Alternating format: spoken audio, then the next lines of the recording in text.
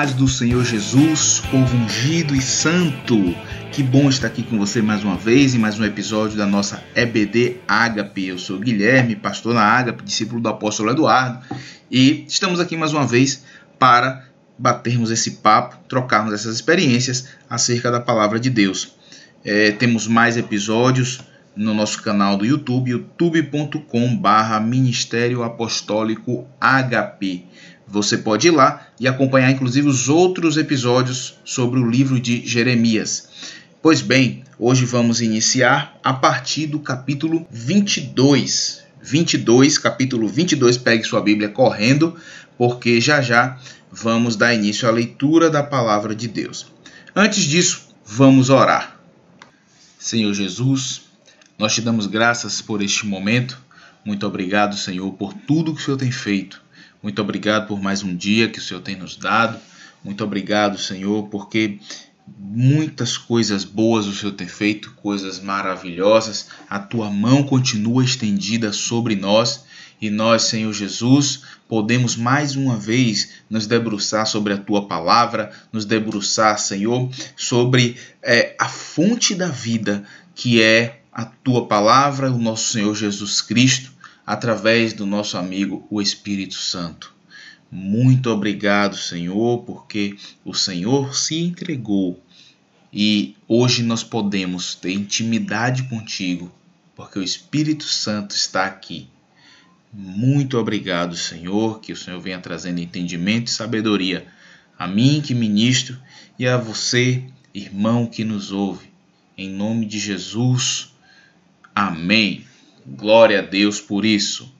Então, vamos lá. Eu quero iniciar esse episódio de hoje passando para você um ensinamento que recebi do apóstolo Léo, uma conversa que tivemos há um bom tempo atrás, e ele falava para nós sobre a forma como os judeus, sejam eles ortodoxos ou messiânicos. Só para você entender, o ortodoxo, ele não crê em Jesus como o Messias. Jesus, para eles, é um profeta, um homem de Deus, porém não é o Cristo. Então, os ortodoxos creem dessa forma. Eles usam a Torá, é uma Bíblia como a nossa. Pequenas diferenças, mas você entender a grosso modo, não tem o Novo Testamento como temos, tá ok? E tem os judeus messiânicos. Eles têm uma Bíblia como a nossa, e um pouco mais de conhecimento, porque primeiro eles leem no original o que nós chamamos de Antigo Testamento, Primeira Aliança, e depois que eles têm também a Torá e tem o Talmud. Então, enfim, é bastante interessante esse nível de conhecimento deles. Todavia, essa diferenciação entre ser ortodoxo e ser messiânico não distingue eles no sentido de como interpretar as Escrituras profeticamente. Então já tome nota aí, pega um caderninho para você. E é o seguinte, a primeira forma de interpretar os ensinos das Escrituras é no sentido histórico. Como assim? Fatos passados, registrados biblicamente, que ficaram, tiveram profecias, que os fatos iam acontecer, os fatos ocorreram, palavras foram liberadas no decorrer desses fatos, e depois houve o fechamento, o desfecho da palavra profética, que veio antes, que veio durante e agora fechando. Então, fatos históricos passados no tempo revelam essa onisciência, a onipresença e onipotência de Deus, revelam a soberania de Deus. Essa é a primeira forma, tá? Uma forma de interpretar historicamente as Escrituras. E profética, tá? Historicamente profética. Segundo ponto é você tomar o ensino da palavra através de figuras de linguagem, alegorias. Como assim? Vou te dar um exemplo. Você vê lá Jesus amaldiçoou a figueira. Você conhece? Jesus que teve fome foi comer lá, chegando a figueira, só tinha folhas, não tinha fruto. Não vou entrar no contexto, mas você pega isso e adota, por exemplo, um fato, adota um objeto para que seja essa figueira. E em cima desses símbolos, você faz a sua interpretação histórica. Você faz a sua interpretação alegórica, com figura de linguagem, uma interpretação profética. Vou te dar um exemplo prático. Você está morando para comprar uma casa, comprar um carro, enfim, fazer alguma coisa. Mas no sentido da casa, aí você vê de longe e essa casa tá bonita, tá boa. Eu vou comprar. Vamos visitar porque eu quero ver dentro, levar alguém que conheça melhor e daí definir.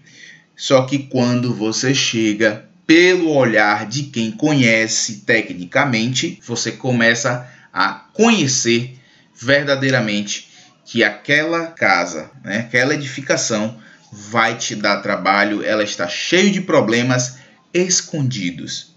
Tá? Essa é uma forma alegórica de fazer a interpretação da palavra. E tem um detalhe aí. Você não pode acrescentar nada além do que o ensino bíblico, a narração bíblica traz. Ok? Tem que trazer tão somente o que estava ali na palavra. Pega e aplica. Só isso. Vamos lá. Terceira forma é uma aplicação pessoal. É o que chamamos de palavra rema. É a palavra que Deus vai pegar um versículo bíblico e vai dar uma virada de chave na sua vida, na sua mente, no seu espírito. Então, a aplicação pessoal da palavra de Deus, segundo a interpretação de estudiosos, doutores da lei, judeus, ela pode se dar, inclusive, fora de contexto. Pastor, fora de contexto? A gente bate tanto nisso? Mas o que é que eu vou te falar? Não estamos falando de uma pregação da palavra. Estamos falando de uma interpretação profética numa linha pessoal. É Deus e a pessoa ali. É o Espírito Santo trazendo a revelação. No caso do ortodoxo, você pode se perguntar, mas eles não creem em Jesus, não tem como crer no Espírito Santo?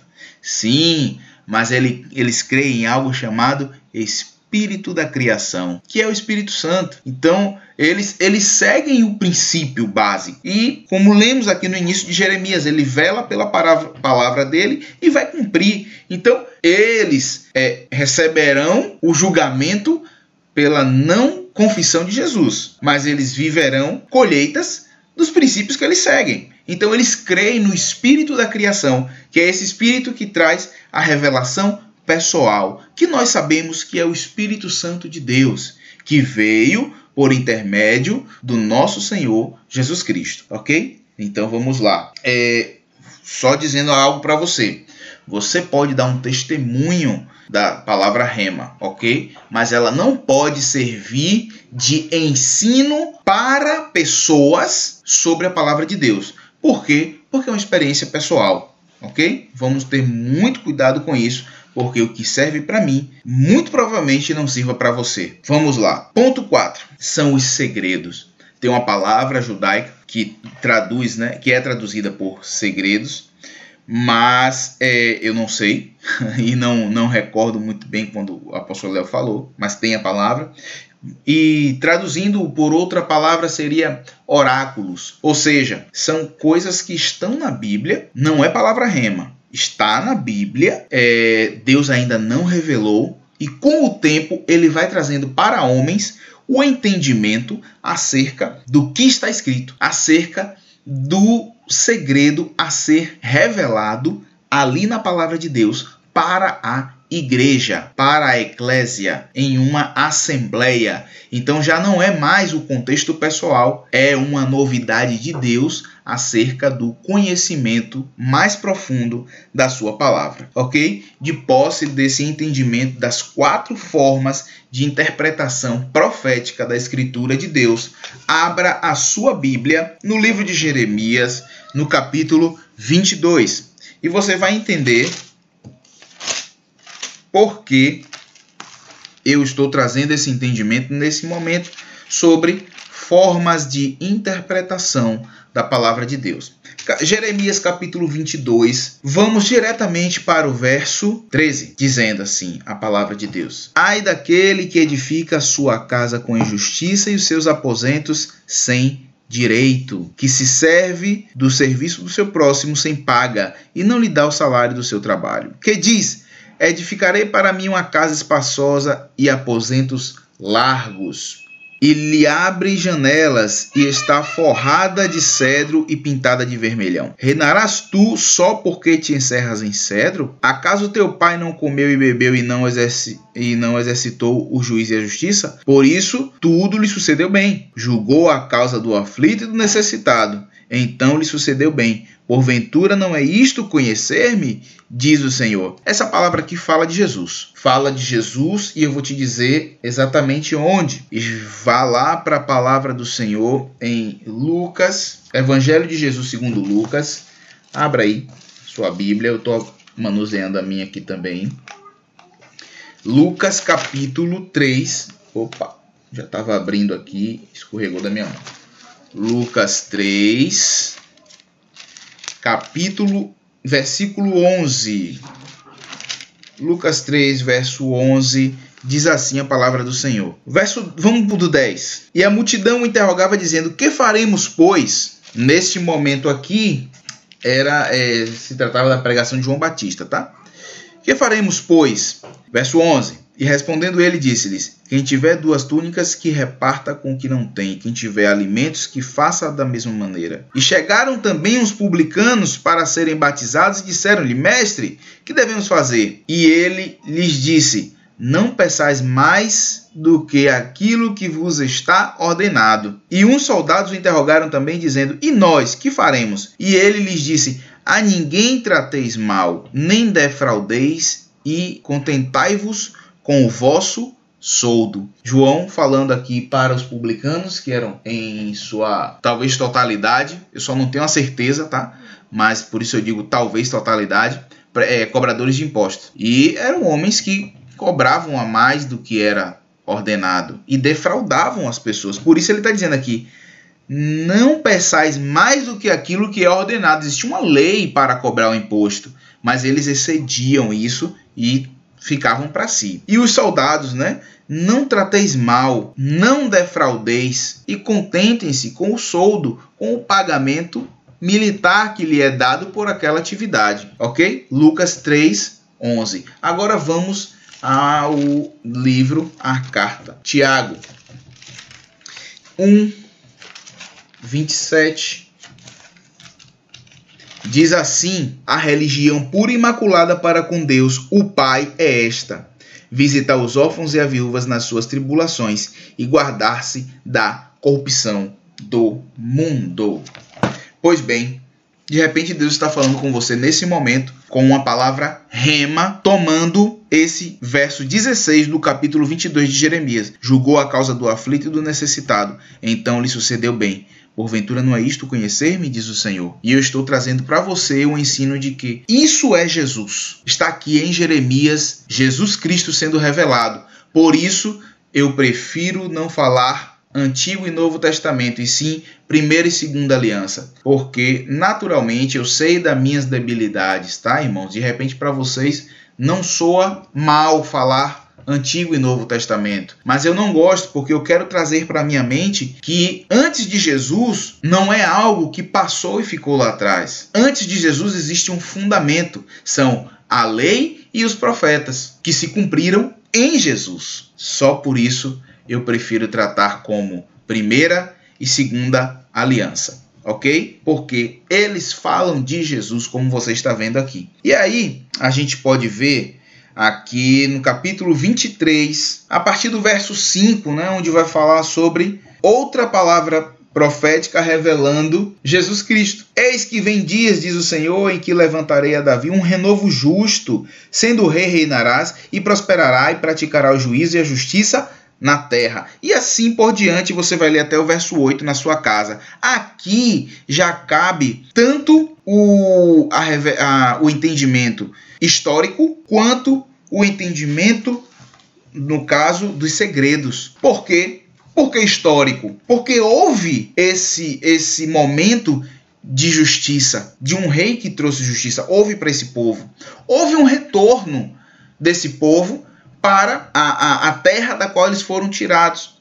Mas existiu também o momento em que Jesus veio, não para esse povo, porque isso aqui ocorreu quase 600 anos, ou melhor, 600 anos antes de Jesus. Mas a palavra se cumpriu. E para nós que não vimos esse tempo, não vimos o tempo de Jesus, vivemos o tempo do Espírito Santo, mas creio que talvez vejamos a volta. Se não virmos a volta, estamos preparando a volta. Amém? Eu creio que você é colaborador comigo, com os irmãos da Escola Bíblica, com o nosso apóstolo e nossa apóstola nesse projeto de preparar a volta de Cristo. Então, a gente tem essa palavra aqui, tanto como histórica, porque houve o cumprimento aqui de 70 anos depois, o povo volta para Jerusalém, assim como Jesus veio, como esse renovo de Davi, o justo, e Jesus voltará.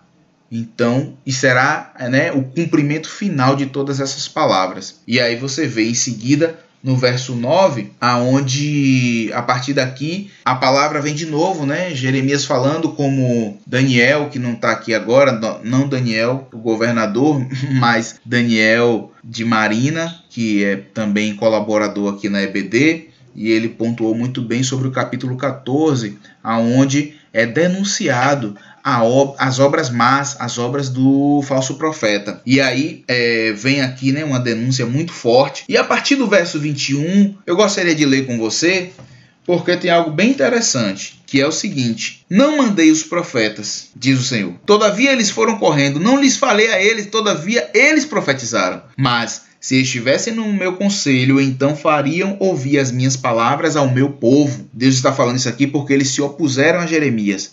Se eles tivessem realmente ouvido a palavra de Deus, eles seriam um com Jeremias. E o fariam voltar do seu mau caminho e da maldade das suas ações. Verso 23, que a gente ouve bastante isso. Sou eu apenas Deus de perto, diz o Senhor, e não também Deus de longe? Esconder-se-ia alguém em esconderijos de modo que eu não o veja?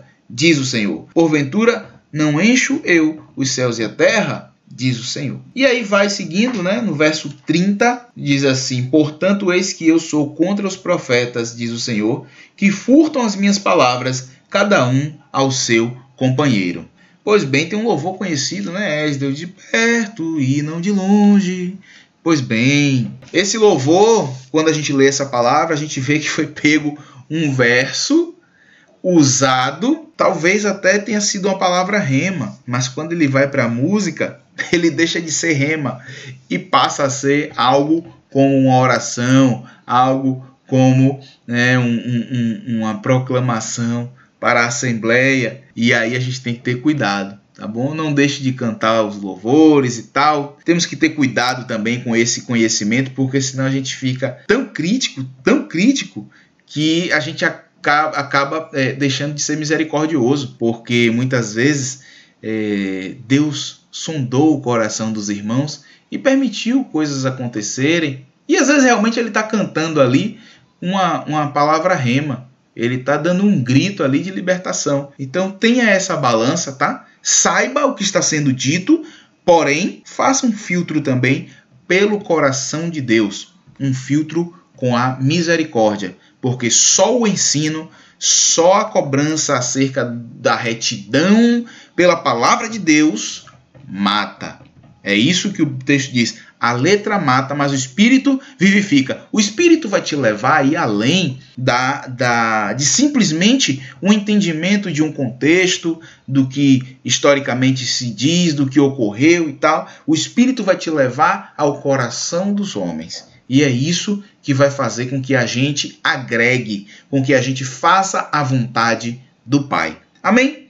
Vamos seguindo. Eu quero falar com vocês um pouquinho aqui sobre as nossas obras, porque a gente vai caminhar agora falando muito mais de Jesus aqui dentro de Jeremias. E as mensagens de Jesus eram muito no sentido de advertir os que o seguiam, os novos convertidos, sobre a existência do inferno, porque eles estavam imersos num ambiente pagão, numa cultura judaica que vinha há muito sendo corrompida. Então, muitos novos decididos não foram ensinados acerca do arrependimento e achavam que aceitar Jesus ia livrar eles do inferno. Mas não é assim. Aceitar a Jesus vai nos permitir ter o nome escrito no livro da vida. A partir daí, aquele velho homem foi lançado no mar, que não é mar do esquecimento, tá? Você vai procurar na sua Bíblia e você não vai achar essa expressão mar do esquecimento. Até porque não é mar do esquecimento. Você vai ver em Apocalipse que o mar entregará os seus mortos. Qual é a diferença? É que quando este morto tem o nome escrito no livro da vida, e no livro da vida, cada dia que nós escrevemos aqui a nossa passagem, no confronto, né, com os livros, que em grego, né, a Bíblia, que é o plural de biblion. Biblion é um livro. Bíblia é o conjunto de livros. Então, nossa vida está sendo escrita diariamente no livro da vida. A nossa vida eterna, olha que loucura, a nossa vida eterna está sendo escrita diariamente no livro da vida, pelo que nós estamos fazendo aqui hoje. Então, quando chegar o momento do julgamento final, a Bíblia diz que o mar entregará os seus mortos. E aí, ponto 1, nós precisamos ter o nosso passado coberto por uma tinta de sangue, que você sabe que é o sangue do nosso Senhor Jesus, que nos lava de todo pecado. Então, por isso, nós não seremos condenados lá por trás. Os fatos que fizemos lá atrás, antes de Jesus, não serão lidos. Eles não serão escritos no livro da vida. Por quê? Porque um sangue foi derramado em cima deles. E aí, a gente começa uma nova vida, que precisa ser de constante arrependimento. E é isso que vai nos livrar da ira vindoura. Então, o apóstolo Paulo nos ensina a desenvolver a nossa fé. Romanos 12. Desenvolvei a vossa salvação com temor e tremor. É um processo. E aí, a gente volta, né, para o livro de Tiago. Você lê em casa mais detidamente. A palavra dizendo que fé sem obras é morta. E depois vem Apocalipse 12 com esse texto que eu te falei sobre o nome escrito no livro da vida, sobre essa chamada dos que estão escritos no livro da vida e todo esse processo, inclusive de julgamento do inferno. Não sei se você já reparou, mas o inferno não é o último lugar, e sim um dos passos, porque o inferno será lançado no mar de enxofre. Esse é o último lugar. Então existe um lugar pior ainda que o inferno. Pois bem, nós seremos justificados pela fé. Justificados pela fé, mas seremos julgados pelas obras. Pastor, e qual será a diferença? Aí você lembra daquela palavrinha chamada galardão. Cada um terá o seu galardão de acordo com as suas obras. A justificação, a salvação é meramente fé. Aí é que vem a palavra dizendo, né, que fé sem obra é morta. Se você tem uma fé que diz que crê em Jesus como único e suficiente Salvador e que Jesus morreu por você na cruz e você ali na cruz também está representado, você tem que ter uma vida de acordo com esse discurso. Uma vida de arrependimento, de morte diária, uma vida de cruz, ok? E a todo tempo a gente viu desde Gênesis, né? Deus dá ao homem N árvores para alimento e sustento e diz apenas aquela você não pega. Aí ele vai e escolhe o caminho da morte. Depois, Levítico, novamente. A gente falou isso no estudo passado de Jeremias. Levítico, novamente. Tem um caminho de vida e um caminho de morte. Escolha e será dado conforme a sua escolha. Todavia, aí Deuteronômio de novo, né? Deuteronômio, Deuteros, de novo, né? Dupla. Nomos, norma. Então é a repetição de Levítico, é Deuteronômio. E de novo vem a advertência. Um caminho de vida e um caminho de morte. A lei é única. A promessa é de acordo com a escolha. Mas a lei é única. Então, nós temos dois caminhos e apenas uma lei. Muitas vezes, nós não queremos a lei, mas queremos a promessa da vida. E aí não dá, não casa.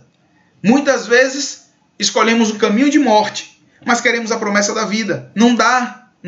Não tem como conectar isso. Porque, observe, isso não é falta de misericórdia de Deus. Isso é justiça de Deus. Porque se você está no caminho de morte, você não, lá ele, outra pessoa lá está no caminho de morte. E de repente, ela começa a colher os frutos de quem está no caminho da vida. Seria o mesmo, então, de que a pessoa que está no caminho da vida começar a colher também os frutos de quem está no caminho da morte.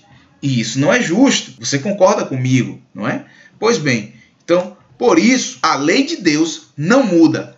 Ela é única e ela não muda, e ele vela pela sua palavra para cumpri-la. Jeremias 1,12 é o começo de tudo que nós estamos ministrando aqui. Logo, o que eu quero te dizer com isso, queridos? Fazer coisas boas aos homens não substitui a obediência à lei de Deus. Você pode até conectar coisas boas ao homem que estão no caminho de obediência a Deus. Esse é o melhor dos mundos e é assim que nós devemos caminhar. Todavia, se tiver que desagradar um homem por obediência a Deus, faça assim e você estará a salvo, ok? Porque a obediência à lei de Deus, ela é insubstituível. Diante disso, vamos avançar aqui para o capítulo 26, verso 6, que diz assim: Então farei que esta casa seja como Siló, e farei desta cidade uma maldição para todas as nações. E ouviram os sacerdotes, os profetas e todo o povo a Jeremias anunciando essas palavras na casa do Senhor. E sucedeu o quê?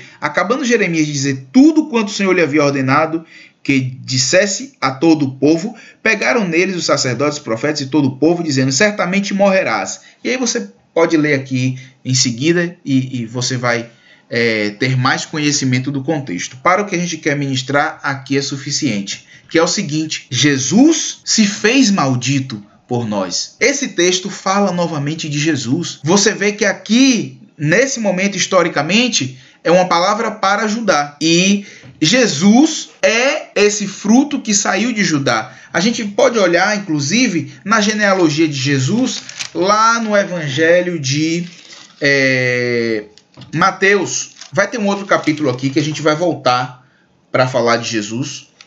E a gente vai ver essa genealogia de Jesus. E você vai ver que Jesus, ele é o resgate de Judá. Jesus é o cumprimento dessa palavra. Porque o povo estaria condenado a morrer pela desobediência, pelos seus pecados. Todavia, Jesus Cristo se fez maldito por nós. Não há heresia nenhuma nisso que eu estou te falando. É simplesmente uma interpretação profética do que está sendo dito pelo profeta. Essa palavra se cumpriu em um tempo? Sim, mas ela se cumpriu em parte. Ela foi cumprida em todo em Jesus Cristo. Amém? E aí a gente passa agora para o capítulo... Olha só, queridos, no capítulo 28, verso 7... A palavra de Deus nos diz assim: o profeta que profetiza a paz, somente quando se cumprir a palavra desse profeta, é que será conhecido como aquele a quem o Senhor, na verdade, enviou. Então Ananias, o profeta, tomou o jugo do pescoço do profeta Jeremias e o quebrou. E falou Ananias aos olhos de todo o povo, dizendo: assim diz o Senhor, assim quebrarei o jugo de Nabucodonosor, rei da Babilônia, depois de passados 2 anos completos, de sobre o pescoço de todas as nações. E Jeremias, o profeta, se foi, tomando o seu caminho. Mas veio a palavra do Senhor a Jeremias, depois que Ananias, o profeta, quebrou o jugo de sobre o pescoço do profeta Jeremias, dizendo: vai e fala a Ananias, dizendo: assim diz o Senhor, jugos de madeira quebraste, mas em vez deles farei jugos de ferro. Porque assim diz o Senhor dos exércitos, o Deus de Israel: jugo de ferro pus sobre o pescoço de todas essas nações para servirem a Nabucodonosor, rei da Babilônia, e servi-lo-ão, e até os animais do campo lhe dei. E assim adiante você vai ler aqui e verás o final desta palavra. Inclusive Ananias morre depois de uma palavra profética liberada contra ele. O que eu quero te falar, queridos, quando a palavra de Deus diz assim, quando Jeremias se foi e Deus, verso 11, né? E Jeremias, o profeta, se foi tomando o seu caminho. No verso 12 diz: mas veio a palavra do Senhor a Jeremias depois que Ananias, o profeta, quebrou o jugo de sobre o pescoço do profeta Jeremias, dizendo. Muitas vezes a gente até se cobra, né, por uma resposta mais rápida para as coisas espirituais. Mas aqui a Bíblia não nos diz quanto tempo demorou para que Jeremias voltasse. A Bíblia não diz. O que eu quero trazer para você: não coloque um tempo na palavra profética quando Deus não der um tempo. Por quê? Porque ela tem, entre aspas, vida própria. Quando eu digo vida própria, eu quero dizer o seguinte: quando você se alinha ao coração de Deus, automaticamente a palavra profética se manifesta. Por quê? Porque você passa a ser apenas um canal. Esse profeta Ananias faz parte dos profetas que vêm constantemente sendo recriminados por Deus, porque a todo instante, como vocês viram aqui, Deus disse, Deus falou, eu sonhei. Deus não disse, Deus não falou e não houve sonho nenhum, ao ponto dele quebrar um símbolo que Deus estava colocando sobre o profeta. Então, isso mostra também o nível de cegueira desse povo, tá, queridos? Um profeta aqui como esse, no caso de Ananias, ele não é simplesmente levantado porque quer fazer a vontade do diabo. Não, Deus permite, a soberania de Deus. Deus permite esses levantes para mostrar ao povo a sua realidade. Então ele veio aqui como o povo descumprindo uma ordem de Deus, não sendo reverente, não sendo submisso a uma ordem de Deus. Por causa dos seus próprios pecados, eles foram feitos prisioneiros. E aí o jugo se tornou agora de ferro. Tem capítulo anterior aqui, inclusive Jaqueline também falou sobre isso a última vez, sobre a dureza da cerviz desse povo.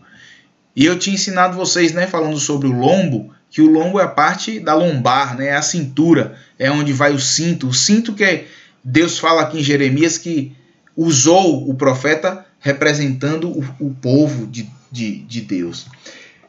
Já a cerviz é cervical, é a região aqui, nuca, ombros. E o jugo é colocado aonde, queridos? No pescoço do bicho. E assim Deus colocou um jugo de madeira que o profeta impenitente quebrou. Aí Deus, tá bom. É justamente isso que eu queria que vocês vissem, para vocês verem como vocês estão com a cerviz dura, como vocês estão rebeldes. E agora vem um jugo de ferro.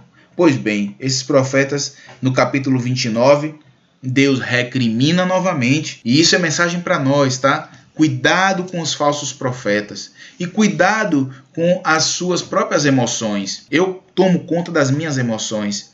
Eu tenho buscado fazer um exercício de falar muito menos. Por quê? Porque às vezes não é de Deus, é a minha emoção. Às vezes é de Deus, mas não é a hora. E tudo isso a nossa emoção interfere. Cuidado.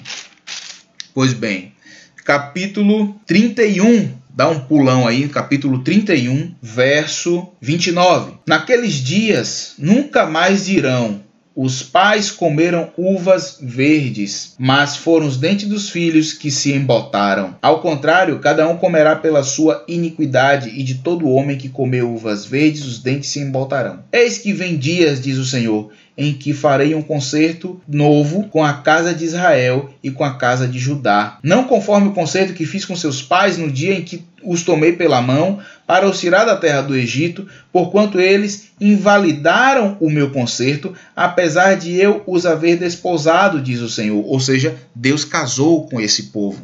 Ele desposou, ele casou, ele fez uma aliança. Mas este é o concerto que farei com a casa de Israel, depois daqueles dias, diz o Senhor. Porei a minha lei no seu interior e a escreverei no seu coração, e eu serei seu Deus e eles serão meu povo. Glória a Deus por isso.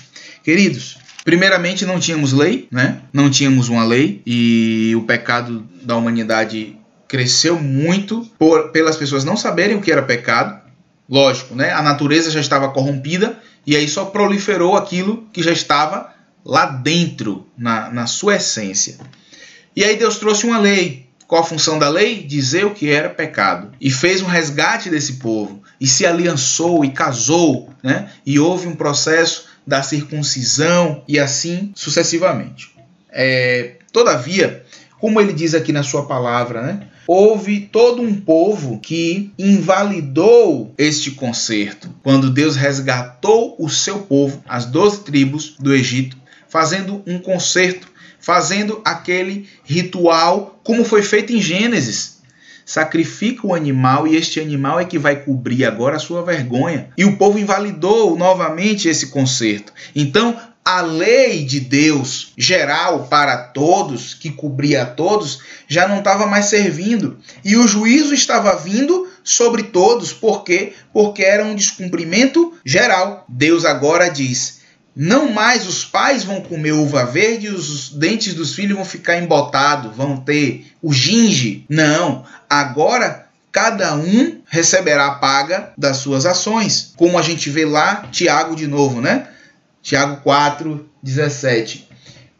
Aquele que sabe o bem que deve fazer e não faz, nisso peca. Agora, a lei, a promessa é que haverá uma lei dentro. Não mais uma lei única, universal. Essa continua valendo e é fundamento para todas as demais, os demais relacionamentos e alianças de Deus com todo o seu povo, na individualidade. Então, agora vem uma lei dentro do homem. Ou seja, qual era o maior dos mandamentos? Amar o Senhor teu Deus acima de todas as coisas e ao próximo como a ti mesmo. Ponto. Essa foi a lei universal, o primeiro mandamento. Qual é o novo mandamento? Um novo mandamento vos dou. Amai o Senhor teu Deus acima de todas as coisas e ao próximo como eu vos amei. Jesus agora chama para um ambiente do coração de Deus, uma aliança no seu sangue, uma aliança de morte, uma aliança de renúncia. Então, queridos, quando vimos aqui essa palavra dizendo, 33, verso 33, e eu serei o seu Deus e eles serão o meu povo. Isso está falando de Jesus, a aliança no seu sangue, aonde agora todo aquele que confessar Jesus Cristo como seu único Senhor e Salvador será salvo. E haverá um relacionamento íntimo, uma lei, um concerto, com uma lei agora dentro dos homens. Nós temos a lei universal de Deus e os profetas que nos norteiam. Mas agora é como eu vos amei. Agora é de coração para coração. Tá certo? É na intimidade. E assim, com esta mensagem, a gente finda o estudo do livro de Jeremias. Pastor, mas o livro vai até o capítulo 52, a gente não vai falar mais o restante? Não é necessário. Por quê? Inclusive, lendo aqui o capítulo 33. Clama a mim e responder-te-ei e anunciar-te-ei coisas grandes e firmes que não sabes. Verso 14. Eis que vem dias, diz o Senhor, em que cumprirei as palavras e cumprirei a palavra boa que falei à casa de Israel e à casa de Judá. Naqueles dias e naquele tempo farei que brote a Davi um renovo de justiça, e ele fará juízo e justiça na terra. Naqueles dias Judá será salvo e Jerusalém habitará seguramente. E este é o nome que lhe chamarão: o Senhor é nossa justiça. Porque assim diz o Senhor: nunca faltará a Davi varão que se assente sobre o seu trono na casa de Israel. E aí dá continuidade, né? Nem os sacerdotes levíticos faltará varão diante de mim. E assim vem sucessivamente, falando de Jesus. O Senhor é nossa justiça. Então, queridos, aqui já não está mais falando Judá, Jerusalém. Agora já é Judá, Israel. Haverá conserto para todas as tribos e todos que vêm dela. Em Jesus, nós temos essa raiz, né, nas 12 tribos, que foi onde começou, foi onde veio a lei geral. Então, esse é o projeto de Deus, é o resgate de todos nós, desde o Éden, desde a aliança que foi feita lá, sacrificando o animal para cobrir a vergonha de Adão e Eva. Então, vamos terminar aqui o estudo de Jeremias dizendo para você o seguinte: este livro ele é interessante porque do capítulo 2 a, vamos dizer, ao 45, ele é um pouco embolado, um pouco difícil de entender, mas quando você for ler todo, olhe sempre com olhar profético e buscando Jesus, e você vai chegar no entendimento e você vai ver como o profeta Jeremias foi usado para dizer ao povo: arrependam-se, arrependam-se, e é possível se arrepender porque temos um renovo. Deus nos dá um renovo. Nem tudo está acabado, né? O homem pecou, falhou, mas essa obra não foi perdida. E esse é o clímax do livro, né? Vamos parar aqui no clímax para que você... depois em casa você vai ler depois, que é só falando consequências da desobediência de todos os povos que foram contra a vontade de Deus. E você tenha o entendimento, querido, o seguinte, que Jesus Cristo, ele está todo o tempo sendo revelado na sua palavra. E aqui no livro de Jeremias, ele vem verdadeiramente como esta lei que agora está dentro de nós, como esse instrumento de justiça de Deus para nós homens contra Satanás, contra a morte trazida por Satanás. Então, nós vamos orar e eu espero muito em Deus mesmo que você tenha conseguido absorver essas palavras, porque para nós foi fenomenal mais uma vez estar aqui, né? E nós sabemos que as suas orações nos ajudam a estarmos aqui cumprindo esse papel, ajuda nosso apóstolo a manter o ministério de pé. E tudo isso é por Jesus. Jesus é a razão de tudo o que fazemos, de tudo que somos. A Bíblia de Gênesis e Apocalipse, ela aponta para Jesus, ok? Então ficamos por aqui. Jesus, que é o nosso Senhor, e como diz no verso 16 do capítulo 33, o Senhor é nossa justiça. Vamos orar? Senhor Jesus, muito obrigado por este momento, por este ensino, entendimento. Muito obrigado pela revelação. Muito obrigado, Senhor, pela didática, porque isso não vem de nós. Nós nos esforçamos com toda a sinceridade, mas tem um nível que, se não tiver o Senhor, de nada serve. Se não tiver o Senhor, nós não alcançamos o coração dos homens. E se não alcançarmos o coração dos nossos irmãos, para nada serviu o nosso trabalho. Portanto, nós agradecemos ao Senhor por esta lei de dentro, esta lei que agora está dentro de nós, essa lei que agora anela aliança, faz um novo pacto no nosso coração com o teu coração, Senhor. Muito obrigado. E eu quero orar também por esses irmãos que neste momento declaram arrependimento. Aqueles que neste momento confessam a Jesus como seu único e suficiente Salvador. Aqueles que se arrependem de erros que estavam cometendo corriqueiramente. Aqueles que viram agora o nível de erro que estavam cometendo, Senhor, em nome de Jesus, que o verdadeiro arrependimento nos alcance diariamente, que o Senhor abençoe esses irmãos para se manterem firmes no caminho e no propósito de viver Jesus e pregar Jesus a todo tempo. Em nome de Jesus, a tempo e fora de tempo, para a honra e glória do teu santo nome, Senhor. Muito obrigado.